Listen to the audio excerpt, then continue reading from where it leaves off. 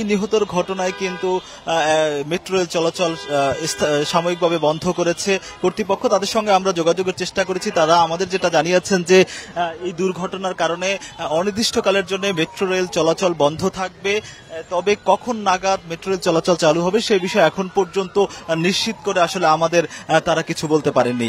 তবে এই যে দুর্ঘটনা কেন ঘটলো এবং এর সাথে কেউ জড়িত কিনা সেই বিষয়টা আসলে তারা খতিয়ে দেখছেন, এমনটা কিন্তু আমরা জানতে পেরেছি। আরেকটা তথ্য একটু জানাতে চাই যে গত 17 সেপ্টেম্বর এই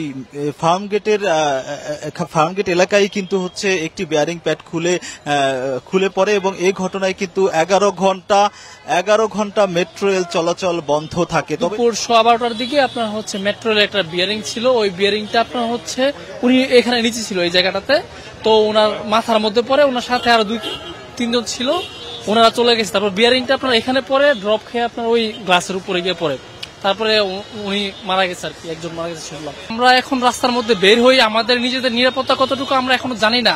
আমরা রাস্তাঘাটে বের হই, আমরা আতঙ্কে থাকি যে কিছুদিন পর আপনার দেখা যায় যে বিভিন্ন ধরনের আতঙ্ক ছড়িয়ে পড়ে।